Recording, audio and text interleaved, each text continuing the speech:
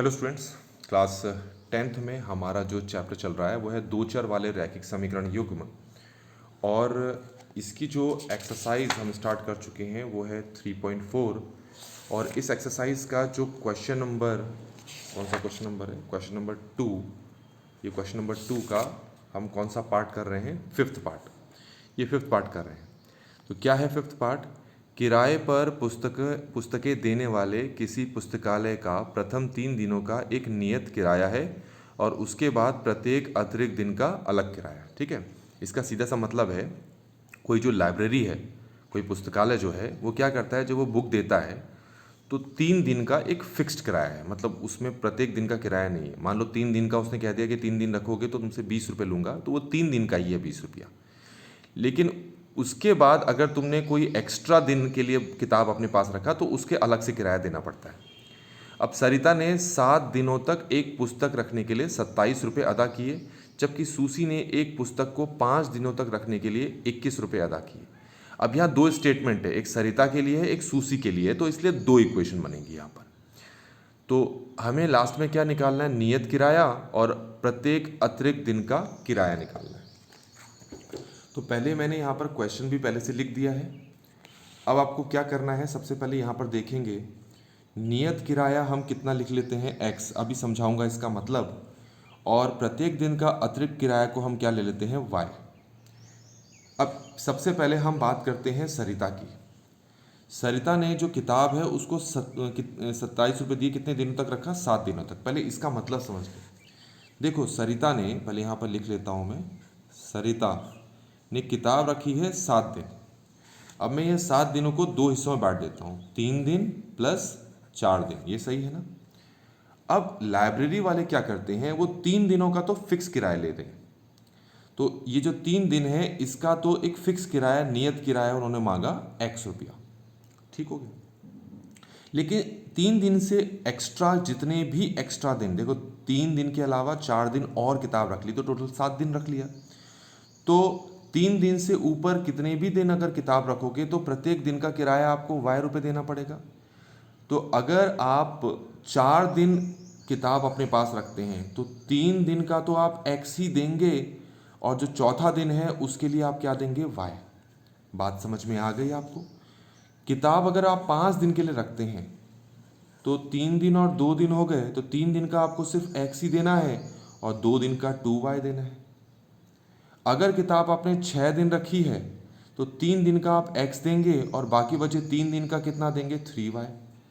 यहाँ पर सरिता ने किताब 7 दिन के लिए रखी है तो 3 दिन का तो वो x रुपया देगी, और जो 4 एक्स्ट्रा दिन के लिए किताब रखी है उसमें प्रत्येक दिन का y रुपये, तो 4 दिन का कितना देगी वो y पैसा, 4y। बात समझ में आ गई? तो सरिता ने कुल कितने रुपये दिए? उसने x भी दिए, उसने 4y रुपये दिए, तो कुल जो रुपये दिए वो दिए x प्लस 4y। और ये जो x प्लस 4y है वो कितने रुपये के बराबर होगा? 27, क्योंकि एक्चुअल में तो 27 ही दिए। तो ये हमारे पास हो गया 27 के बराबर, और ये पहला समीकरण बनकर तैयार हो गया। अब हम आते हैं सूसी पर। सूसी ने जो किताब है वो 5 दिनों के लिए रखी है। कितने दिनों के लिए रखी है किताब? 5 दिनों के लिए। तो इसके भी 2 हिस्से कर देते हैं, 3 दिन और 2 दिन। तो 3 दिनों का नियत किराया देना पड़ता है x।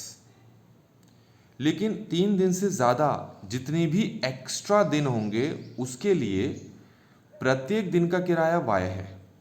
तो सूसी ने 2 दिन एक्स्ट्रा किताब अपने पास रखी थी, तो 1 दिन का किराया y, तो 2 दिन का किराया कितना हो जाएगा, 2y।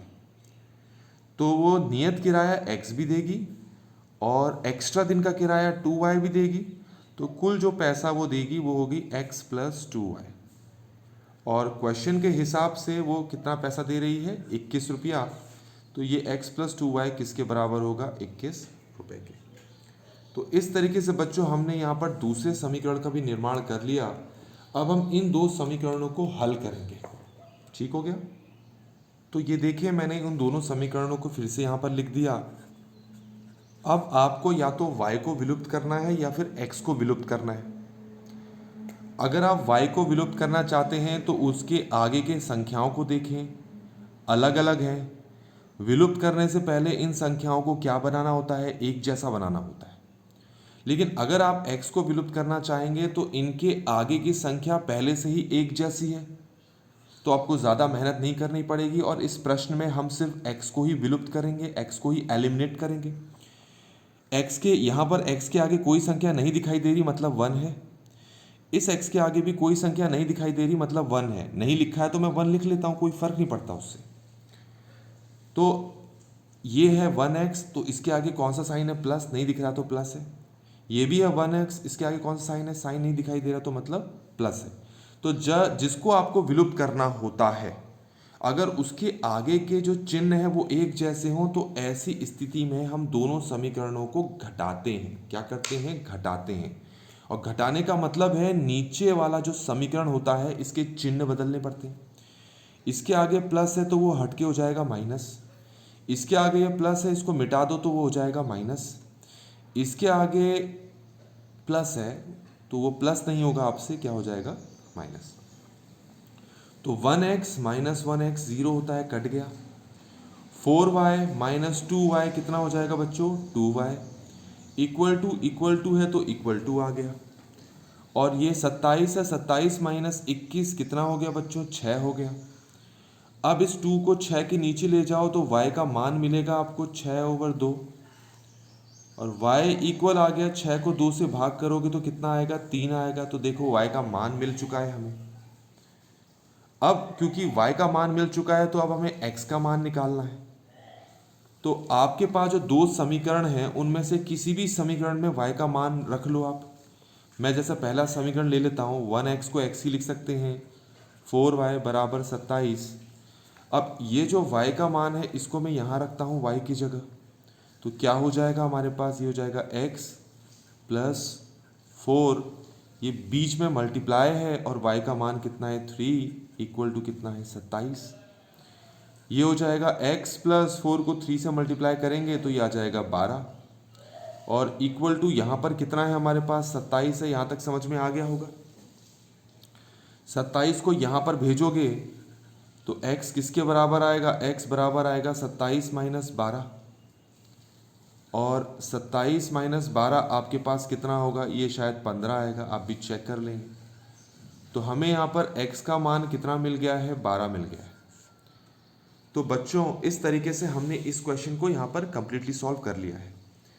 तो अब आप देख सकते हैं नियत किराया जिसको हमने x माना वो हमारे पास कितना आया था, ज़रा देखें, वो आया 15 रुपये। नियत किराया 15 रुपये आया और प्रत्येक दिन का किराया जिसको हमने y माना था वो कितना आ गया, 3। तो इस तरीके से बच्चों ये क्वेश्चन यहाँ पर कंप्लीटली सॉल्व कर लिया गया है। Thanks for watching.